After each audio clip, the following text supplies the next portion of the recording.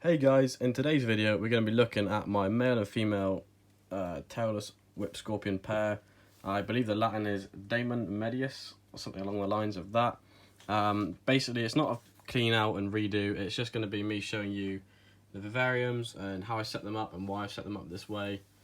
And yeah, without further ado, let's get into it. So let's talk substrate. As you can see, it just looks like a mix match of all sorts of bits. This sort of coarser sort of top layer here is Pets at Home. I can't remember the brand. It's like a sort of pre-packaged 2-pack where you get like a pack of leaves and a pack of that stuff. It's like orchid bark sort of thing. I usually do mix a lot of cocoa fibre in with this, as well as sort of like the main composite of the substrate, along with some spider life. That just helps to hold humidity as well. As you can see, this stuff is really good. I use it on all my animals that require a slightly humid environment. And if you want to add some sort of texture to the top layer other than this sort of, orchid bark, you can get some forest floor, which is really sort of thick, nice chunky bits as well. That's really good for ground dwelling species, but with these guys I don't really bother. It's just more personal aesthetic. But one thing I have noticed with these guys is they will tend to nestle around the lower sections of bark and sometimes right in the divot, which is one thing to be mindful of. That's why on the other side of here it is completely blank on the other side, no little bits, because that's where he likes to stay. And same with the female as well. And yes, if you're wondering, they will both be getting new Viv soon. She'll be getting one of these, and when they're eventually paired up after the next molt, there will be a 45 by 45 by 60, which they'll both be paired into, and then obviously re-split up back into their original Vivs, apart from this one. This one's going. Maybe for something different, I don't know. There's plans for you yet. Basically, the way I've set the males up is the best example, because unfortunately with that one I don't have much space anyway in there to work with. But the way I set this one up is just some logs that I've just cut down, just in the forest. And then what I've done is I've soaked them in the bath overnight with hot water originally. It doesn't matter if it's colder during the evening. And I've just used stuff to sort of weigh it down so it doesn't float out. And basically when you check on it in the morning, you're just going to let it dry anywhere really. The warmer the better.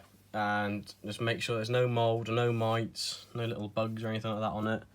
Make sure it's completely clean and sterile. And then you can, if you want to, strip the bark off, but with these guys I prefer the natural sort of look. It does look very nice indeed.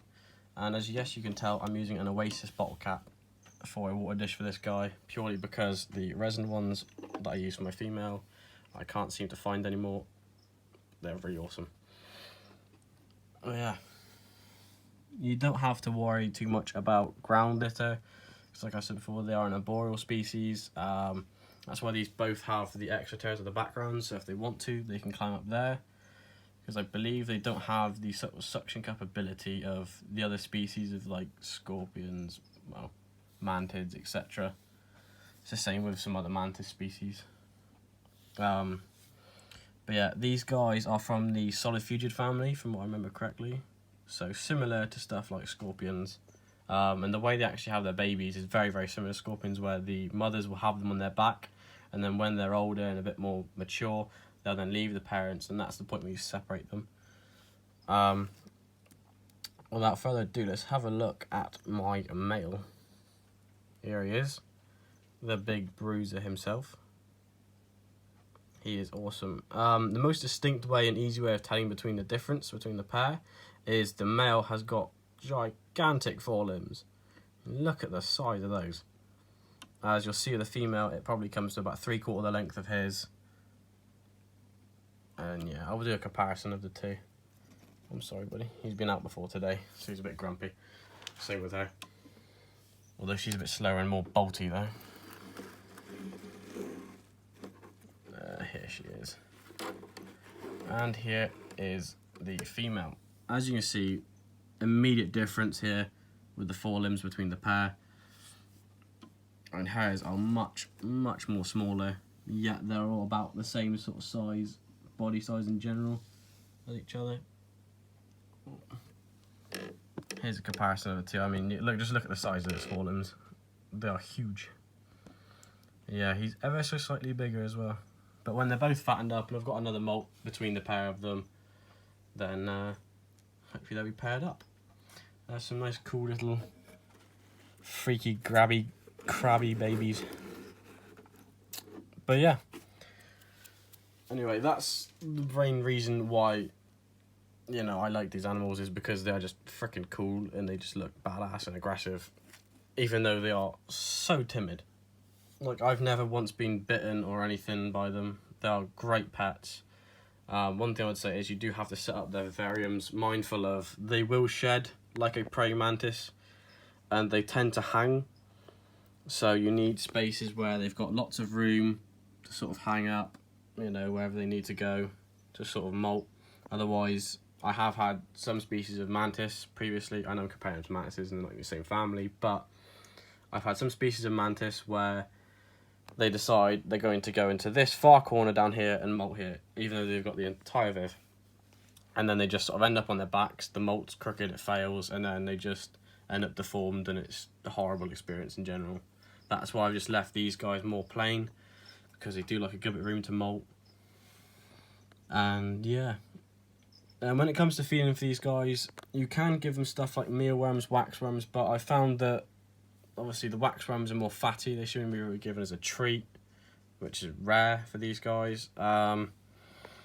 And stuff like mealworms usually end up burrowing underneath the substrate, so they're kind of pointless. The best thing I usually give them is crickets.